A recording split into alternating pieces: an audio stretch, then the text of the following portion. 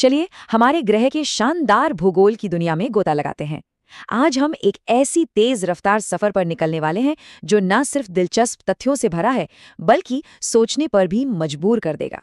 तो चलिए सीधे एक सवाल से शुरू करते हैं जो दुनिया को देखने का हमारा नजरिया ही बदल सकता है। सोचिए, अगर किसी को अमेरिका से रूस जाना हो तो कितना वक्त लगेगा? कुछ दिन या शायद कुछ घंटे? सुनकर शायद यकीन न हो, लेकिन जवाब है सिर्फ 20 मिनट। जी हाँ, बिल्कुल सही सुना। सुनने में नामुमकिन सा लगता है ना, लेकिन भूगोल के कमाल कुछ ऐसे ही होते हैं। तो ये होता कैसे है? इसका राज छिपा है बेरिंग स्ट्रेट में।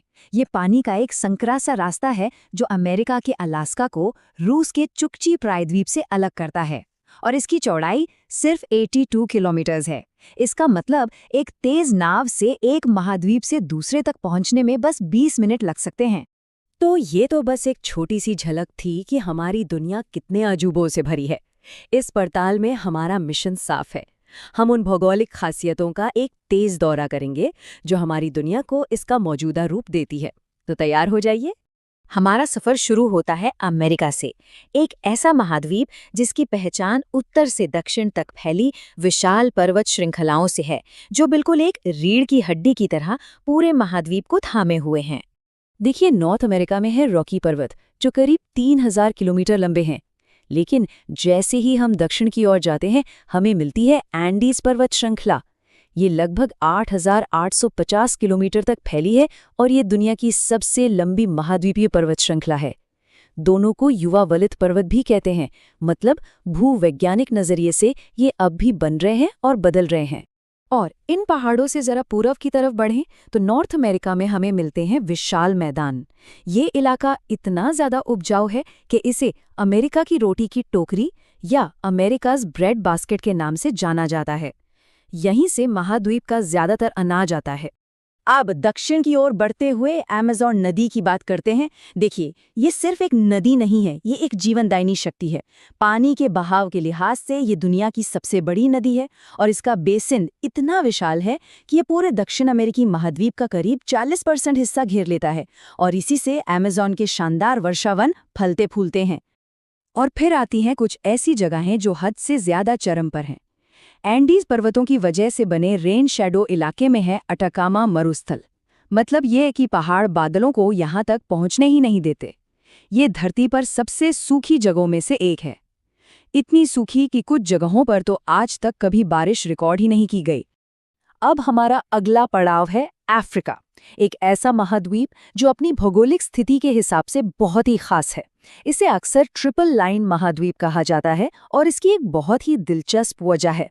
जैसा कि यहाँ साफ दिख रहा है, अफ्रीका दुनिया का अकेला ऐसा महाद्वीप है जहाँ से 3 मुख्य अक्षांश रेखाएं भूमध्य रेखा, कर्क रेखा और मकर रेखा गुजरती हैं। और इतना ही नहीं, प्राइम मेरिडियन भी अफ्रीका से होकर गुजरती है, जो इसे दुनिया के नक्शे पर एक सच्चा चौराहा बना देती है।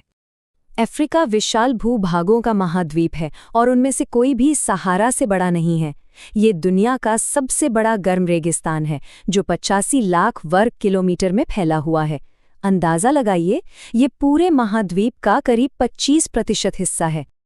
और हाँ, अफ्रीका की बात हो तो नील नदी को कैसे भूल सकते हैं?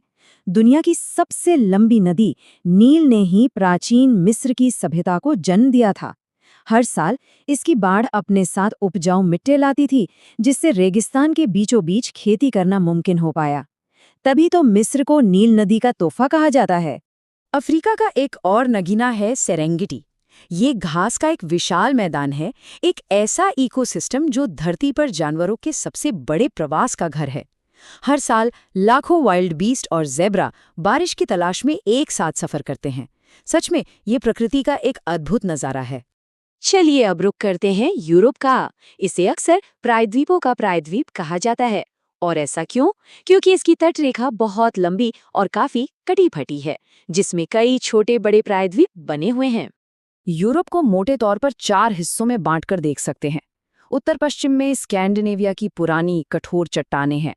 उससे थोड़ा नीचे आएं तो विशाल और उपजाऊ उत्तरी यूरोपीय मैदान फैला है, जहां महाद्वीप की ज्यादातर आबादी रहती है। फिर यूरोप के दिल में आते हैं घने जंगलों वाले पहाड़ी इलाके, और आखिर में दक्षिण में आल्प्स जैसी शानदार और ऊंची पर्वत श्रृंखलाएं हैं। यूरोप की नदियां हमेशा से इस महाद्वीप को जोड़ने का काम करती आई हैं और इस मामले में डैन्यूब नदी सबसे आगे है। ये जर्मनी से निकलकर कुल 10 देशों से होकर गुजरती है, जो दुनिया में किसी भी और नदी से ज्यादा है, और फिर जाकर काला सागर में मिल जाती है।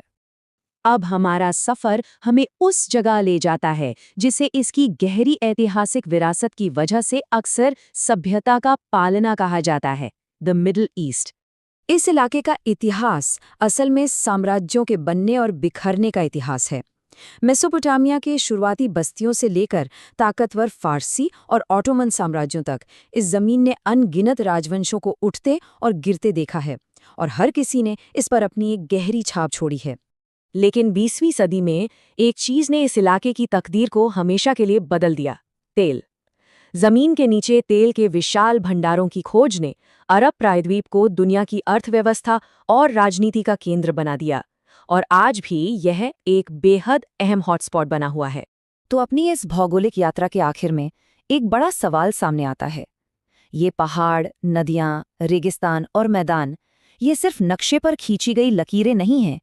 ये वो ताकतें हैं जिन्होंने इंसानी इतिहास की कहानी को गढ़ा है। तो ये विचार सोचने लायक है कि जिस जमीन पर हम रहते हैं उसने हमें कैसे गढ़ा है।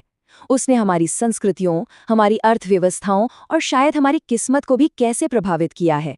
ये एक ऐसा सवाल है जो हमारे ग्रह जितना ही विशाल और पेचीदा है। इस सफर में शामिल होने के लिए धन्यवाद।